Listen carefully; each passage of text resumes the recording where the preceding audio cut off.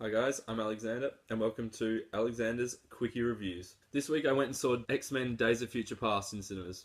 It tells the story of Wolverine being sent back in time to stop Mystique from killing Bolivar Trask, the creator of the Sentinels. It flicks between the future and the past, which can at times be a little confusing, especially when James McAvoy and Michael Fassbender, playing younger Professor Xavier and Magneto, don't really look or sound anything like the future ones. However, if you've seen X-Men First Class, you'll know that they do an extremely good job of playing their older counterparts and put their own take on them, which I think is what First Class needed. Days of Future Past really ups the ante. The action is more intense. I must say from the out that the future scenes were probably the standout of the movie. In terms of showing mutant powers and really introducing a bunch of new mutants, including Blink, mutants that we haven't really seen before, really set the bar. Quicksilver absolutely stole the movie. It really was a shame that he was only in it for about 10-15 minutes tops, because stand out everything about him. He's funny, crude, witty. He just steals the show. And to be honest, spoilers, if they had taken him to the final climactic scene in the past, he really could have stopped Magneto like that. Before I continue, let's put a big spoilers, because I'm going to go into some spoiler territory. If you haven't seen the movie, leave, and then come back and watch this. If you have, stay, and we'll discuss some things that happened in the movie that I either loved or I hated. Is it just me, or did they sort of forget to mention how Kitty Pryde ended up being able to send Wolverine to the past? I mean, yes, X-Men The Last Stand, she could walk through walls. Where did her sending people back in the past powers come from? And I understand what they've done.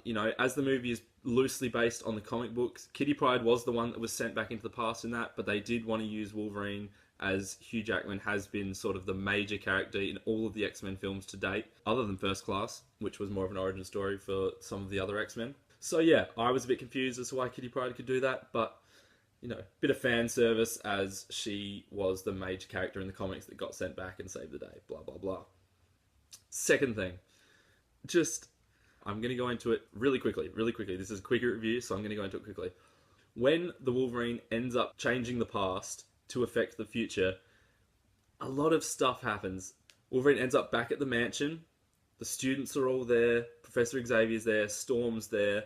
Then, something that I don't think many people were expecting, Scott was there. Cyclops. Phoenix was there. Jean Grey was alive and well. This is something that I wasn't expecting. I don't think many people were expecting it. And it's something that has sort of thrown the original X-Men trilogy, which I loved, into a bit of, does it even matter anymore? I know it's a long time ago now. The first X-Men movie came out in 2000. So I think they're really just trying to reboot X-Men. Alright, my quickie review. Loved the movie, thought it was fantastic. Summer blockbuster, exactly what people wanted to see from this movie. Real standouts from Quicksilver, from Hugh Jackman continues to be the standout of this series, and I know people sort of want to see other things, Mystique's sort of becoming a bigger character as we go on. Michael Fassbender's Magneto is still phenomenal. He's only been in 2 movies now, and it's just one of those characters that you just want to see more and more of. You got to see a lot more James McAvoy as Professor Xavier in this one, and I think it worked really well. Sort of battle between good and evil, whether or not he should use his powers or he should continue to walk, is something that really sort of flowed on from X-Men First Class. So don't go and see this movie if you haven't seen First Class. It won't make much sense to you. I think I would give it an 8 out of 10. It wasn't, the mind-boggling X-Men that everyone wanted to see. There are a few little things, nitpicky things, that I think people will be a bit sort of bummed out about. There's still a lot of story, and I think people really just thought this was going to be action. Now, don't get me wrong, I really enjoy the story of X-Men, and this one really advanced it for me. It was a little confusing at times, but all in all, 8 out of 10 for sure, because this was one of probably my favourite comic book movies to date. And we've seen some great ones, especially from Marvel Studios. But in terms of what Fox are doing, they have a limited, sort of area to work in. They've lost the rights to Daredevil, so they've just got X-Men at the moment. And I think they're doing great things. I think everyone's going to look forward to Apocalypse now. As we've just heard recently, Gambit has been cast as Channing Tatum, so that's extremely interesting and exciting. As they've said, he'll be in Apocalypse as well, including potentially getting his own movie. So I think the future for X-Men is bright. And now we're going to have Jack's extra quickie review. Right, so X-Men, I saw it with Alexander, actually. I really liked Blink. She was cool, you know, doing the whole portal here, portal there.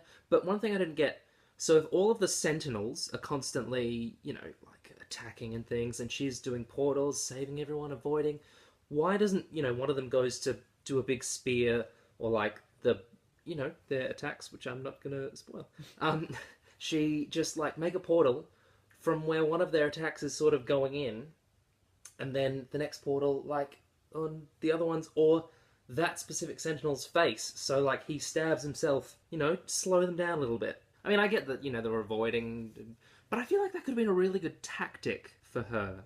Quicksilver was great. I think that it was a shame that, just from, like, a plot perspective, it worked in the movie, but if the actual characters had been like, you know what, I feel like Quicksilver could be really helpful in this later situation, where it could be sort of a tight, you know, down to the minute sort of thing.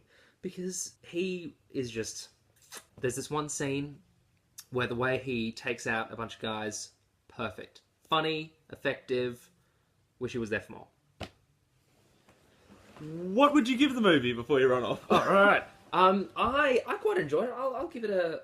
out of 10 or out of 5? Out of 10 would be handy. I'll give it an 8. Yeah, I'll give it an 8. Well, I'm glad we both agree. It's an 8 out of 10. We've both said it. Did you say 8? I said 8 as well. Oh, okay. Good work. So that has been Alexander's Quickie Reviews.